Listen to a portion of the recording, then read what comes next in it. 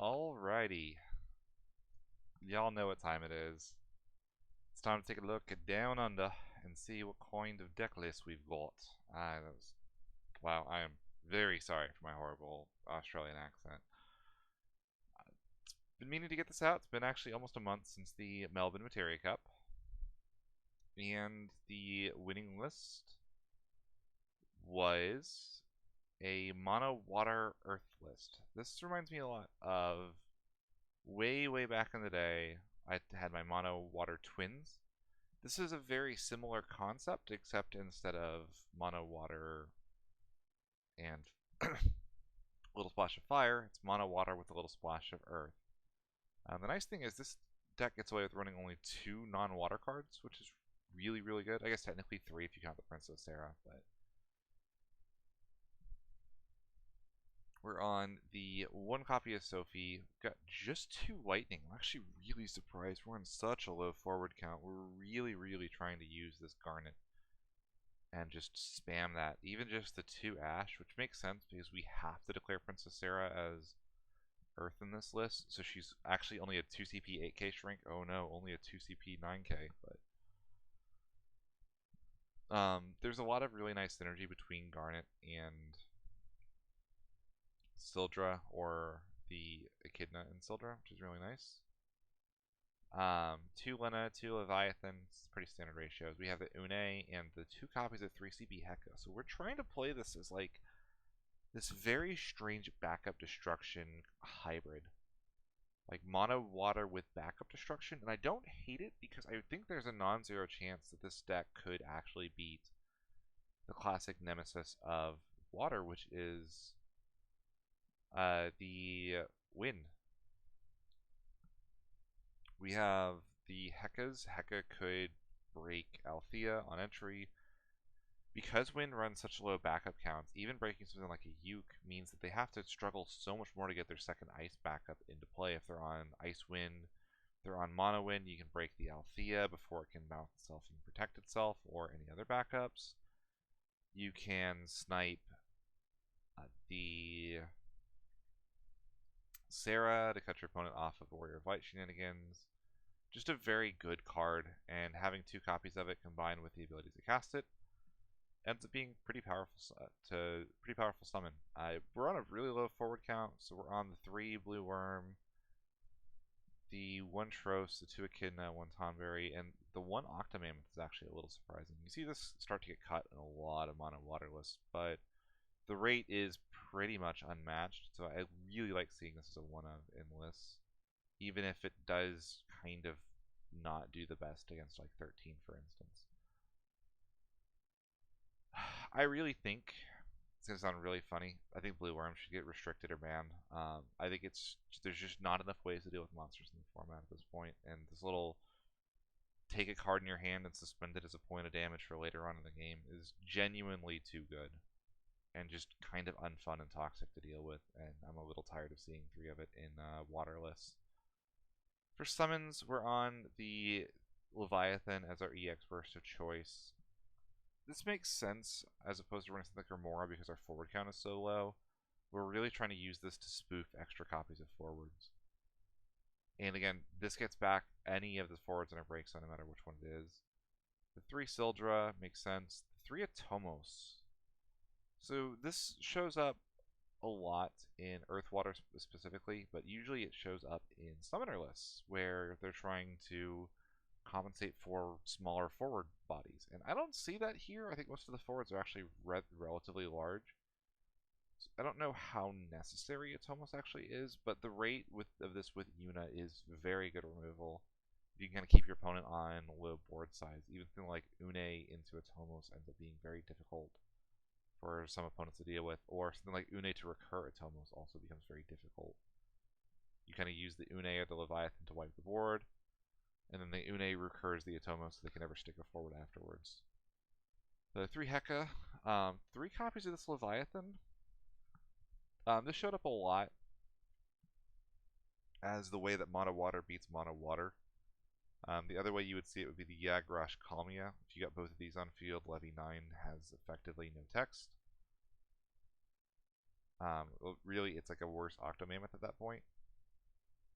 And this allows you to also say that Lena doesn't work.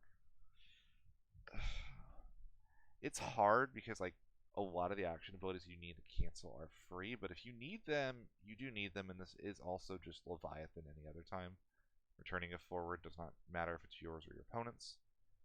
So you can use it in a sticky situation to, for instance, bounce your Ash, get out of the way, and then replay it, bounce your Leviathan in response to removal, so you at least get the one shrink out of it.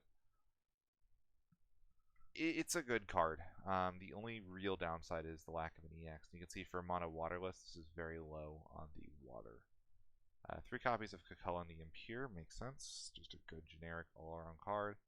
And we're actually on a higher backup count than normal. We have to have the Sarah, Princess Sarah, so we can play our Earth cards. We're on the Kalmia Yagrosh, so the idea with this is you can still drift for both of these. Yagrosh protects Kalmia so that you can't bounce it back with Leviathan. Kalmia then says that Leviathan can't shrink you forwards, which ends up being better than you would think a lot of the time. Power reduction is surprisingly relevant right now.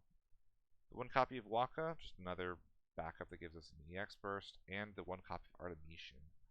I think we're going to start to see a lot of Artemisian in the near future. I think the ability to mulligan your hand in a world where Sildra doesn't exist means that Water is still going to use this to try to spoof a higher backup count than they're actually running. Even something like a Wind Water list, I think, could be using this because it is fetchable with Chocomog. So this is one to keep an eye on. If you don't have any copies of this card, you should probably go get an order for a playset off of TCG Player. Just a little word to the wise there.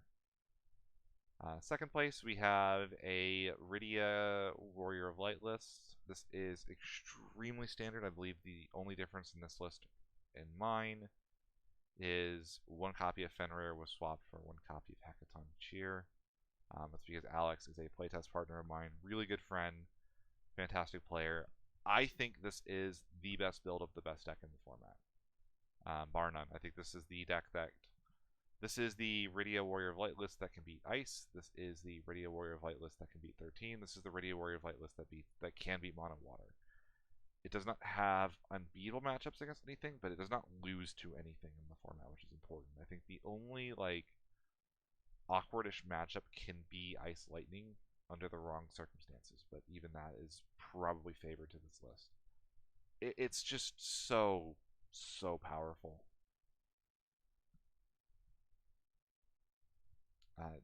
Yeah, incredible list. Very little to say. Alex might be disappointed watching this just because he's not going to get much, but he doesn't need very much. So third place we have the Rob Barron's 4-category warrior, or Cat 10 4-color warrior of light. So this is using cards like Kimari and Buddy to try to help get all of our colors out. So you have like Buddy for Waka or Buddy for Kimari. They get you 2-year colors. You have the Thornton to get the Cosmos. We're not on Sildras, which is actually a little surprising. I would think something like a Sildra for a Thornton and a Waka could be actually quite potent.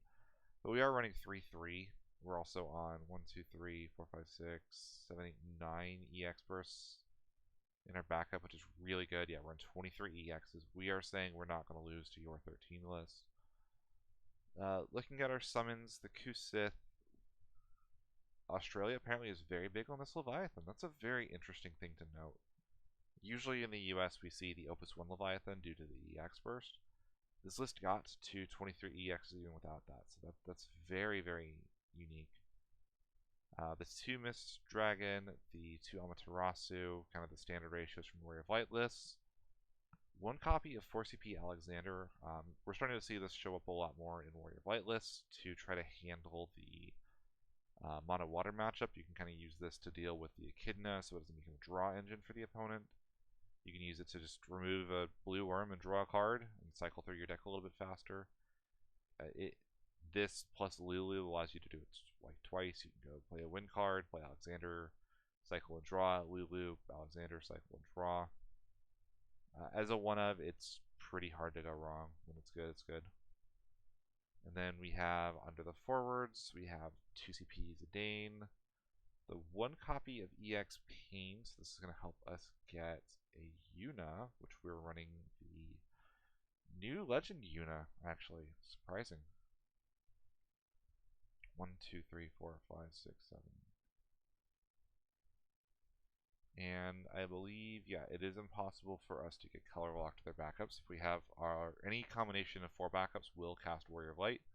It's always something I want to see in lists like this that are trying to use a unique backup engine like this. The only thing I will say is be careful with Kimari and Chaos Arc formats. Kimari gains the elements, so it's very easy for your opponent to arbitrarily increase your element count if you're on Kimari, so that Warrior Flight is live. For example, if your opponent Shantotas you at any point, and then you have a Kimari on field, you now have a Shantota on field. So just be careful of that.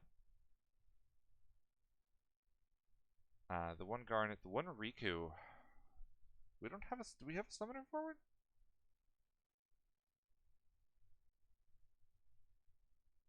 We don't have a summoner forward. I don't know. Oh, we have Garnet. We have just one. It's got to be exactly a summoner. It doesn't have to be. I mean, it's just a one of, and it's an EX burst. But like, there's got to be an EX that does this without being tied to. Like, Riku with a summoner on field is really, really good, but Riku without a summoner on field is a below average card. I think there might be something better we could be playing in this slot. Don't quote me on that, but that seems like a card that I would be looking to replace if I were to build this list. Jax, we have in our backups 1, 2, 3. So it's going to be a 7k ping on EX. That's about what you would need. Turns it into a Brynhilda when you need to. Search for a light or dark character that gets us the Cosmos or the Tidus, depending where we are in the game. Don't dislike it. I think that's actually a really interesting set of cards there. And then, of course, the Unes. We have Broken 7 by Richie, which is Fire, Wind, Chaos Arc. Oh, I love Richie's deck building. It is always so what the hell.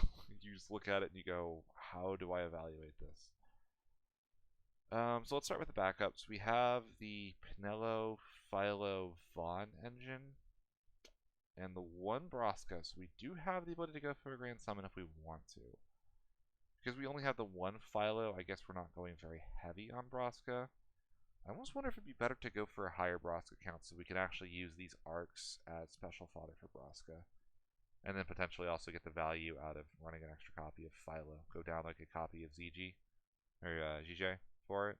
Like GJ to 2, go 2 Philo, 2 Vaughn, get you down 1 backup, and still feel pretty good. Elfie is fantastic in these decks. Allows you to just discard, get yourself your GJ.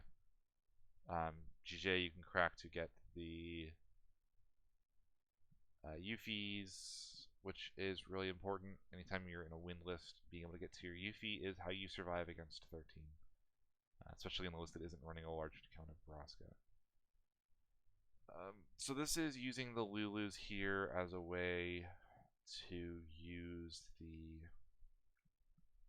Chaos Arc in the same way you would see Man in Black. No Chocobo to reuse it. Oh, no, we do the Chocobo, sorry. It was hiding. So we have like Chocobo, Lulu, Arc, and Chaos to try to be able to abuse the Chaos Arc. We have Braska as a potential discard outlet for our Arc, as is our Elfie. The Sherladas to try to help. I kind of like that actually. I think the Sherlada makes a lot of sense in a list like this because we really want to get to our specific payoffs. And we're expecting the format to slow down a little bit outside of exactly 13. And against 13, you can still potentially warp a Sherlada to get a Euphy in a couple turns so you can have a special fodder for now and a special fodder for later. I don't dislike that. I think this is... It's relatively straightforward for a Richie list, which is strange to be saying, but I think this is really, really good.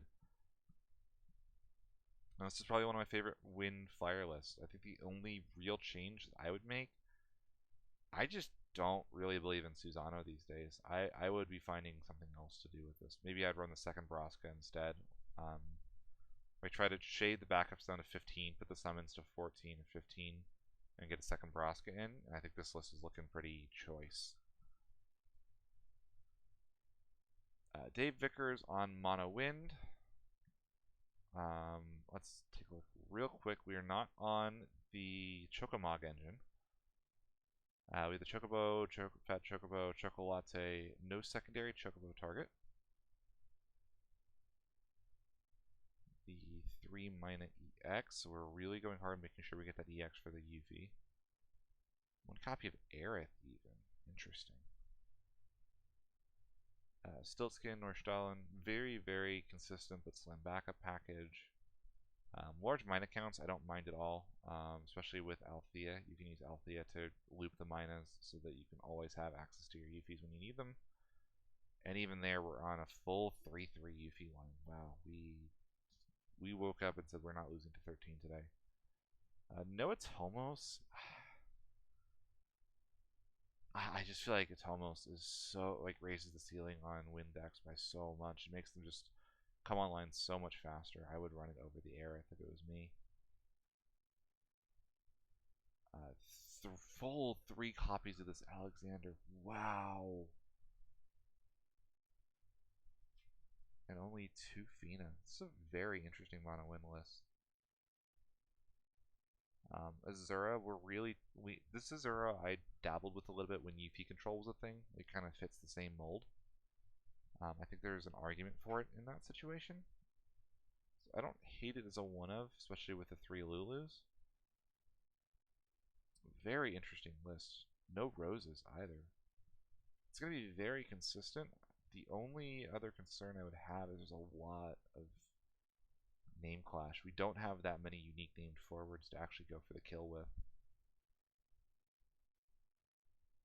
Man, Wind just cannot get EXs to save its life. 7 EX bursts, and that's with the full 3 mana, 3 Chocobo line. What's the last EX?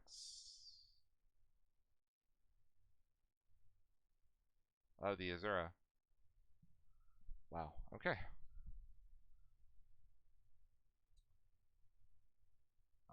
Chris Matisky. I always love evaluating Matisky's lists. So this is like a Wind Warrior of Light package. It was actually one of the inspirations for my list from Kansas. Stay tuned for that video, by the way. We have...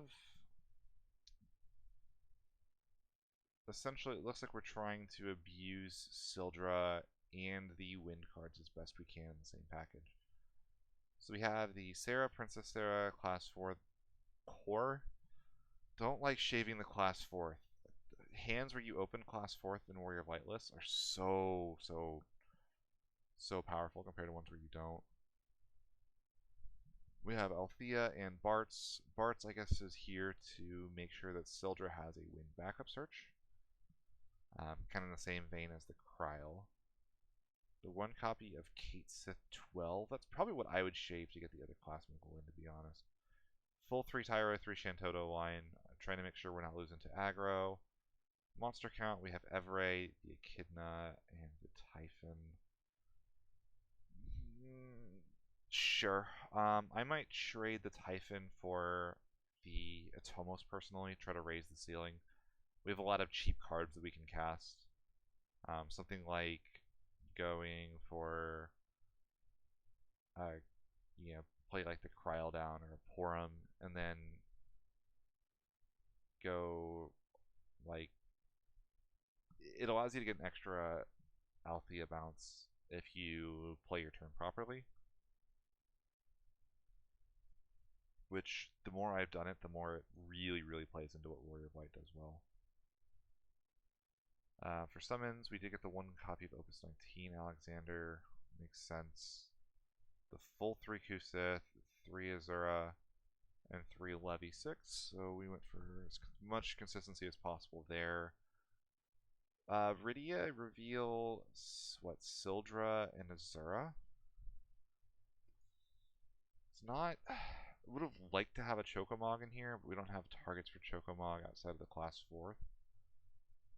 So maybe it's not really worth it. That's a weird one. It's a good card, but I actually wonder if they'd be better off trying to run the Rydia forward, but I don't think they have the Category 4 engine to actually make that work either. We have the Oh no, this should actually be a Rosa, so you can have the Rosa Warrior Light combo. Just really changes how powerful this is. Lots of weird one-ofs in the forward line. I don't know how to feel about that. Doesn't strike me as very Matisky-like, to be honest. Like, it's very toolboxy, which I think is really cool. But it also feels very random. I also just realized we have a Cryo conflict between our forward and our backup. That can be a little bit difficult. I would probably try to clear that out personally. I mean, we're getting to be able to use Yuffie. We can use Yuffie as like a Rosa, but the instant speed of Rosa ends up actually mattering a lot. And I think I actually really like Yuffie with Rosa. I think the combination is extremely potent when paired. All things considered, it looks fine, but it's not my favorite Matisky list I've seen. I think that this looks very difficult to pilot as well. I would be very nervous taking this to a large tournament. 18 backups means that your chance of flooding on them is very high as well. We don't have a lot of good outlets to trade them.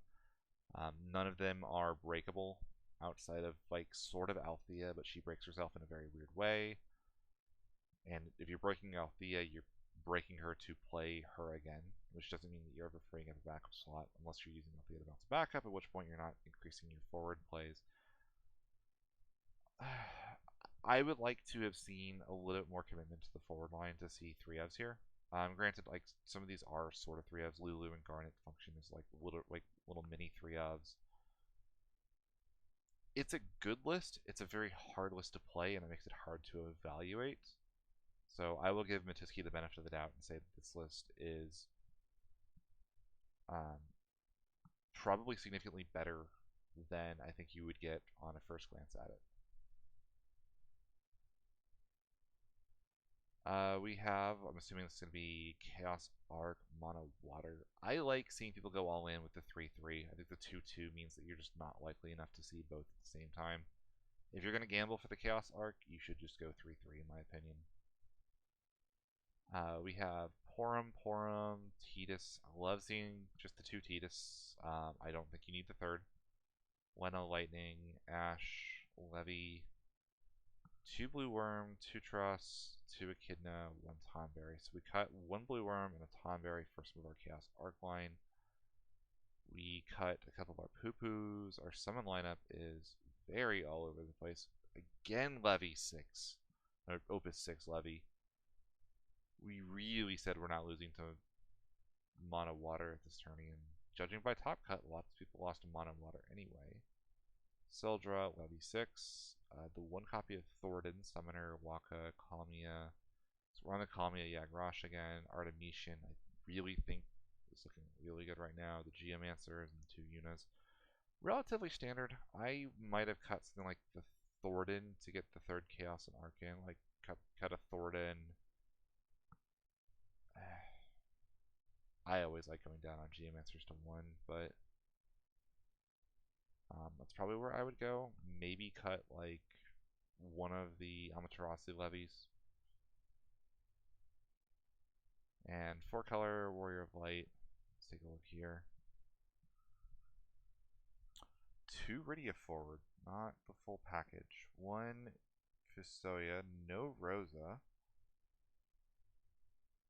The 3 Porum though, so we have Rydia Porum. We're really just looking to get to 4 counters for Sildra, Amat, and Mistdragon. That makes sense. We have our Hekkas. We get to the Levy 6, that's probably fine. Just a bonus. Vincent. That's a strange one. What is our engine here? We have Sarah, the Princess Sarah with a class 4th, so that's 3 colors. All we need is an Earth backup, so we're running a Vincent instead of the Kate Sith slot. And they're running 2 Cryo, 2 Tyro as opposed to 1 Cryo, 3 Tyro. And then we're running the 1 copy of Bart's as a Sildra search target that is win. How many win cards are we on? How hard is it to cast this Bart's? 9. It's not the easiest, but it's doable. This looks solid. I'm not a huge fan of this Zidane personally. I've made my relative dislike for it known. I generally think that the thing about people's decks is they don't build their decks to have bad cards in them. So ripping one card and then replacing it means that you're not really getting full value out of it. I think 2 CP unblockables is more relevant. Like the haste, difficult to block, is more relevant to me than the actual hand rip effect. Unless you can get it in like turn 1 or 2 against a mono win deck or something, and try to rip the right backups out of their hand as they play. Uh, Maybe with Phoenix, we have so many 2-drop forwards here. If we can get the Rydia to 4 counters, we can cast Phoenix and revive it on our opponent's turn. At which point we could be using the hand rip as an interruption, at which point I think I would feel a little different. Overall, I think this looks fine. It is a collection of good cards, and they all are kind of known to work well together. So that was my Materia Cup Melbourne recap. 34 entrants, so very small for the Materia Cups. But if you watch the Top Cup matches, they were really interesting. A lot of high-level play going on. And congrats to Ethan for their win. Next, very soon, I'll be going over the Dallas Materia Cup top cut lists, and I still need to highlight the Materia Cup from Dallas and get them on the channel. That will unfortunately take a little bit of time. But in the meantime, thanks for watching. See y'all soon.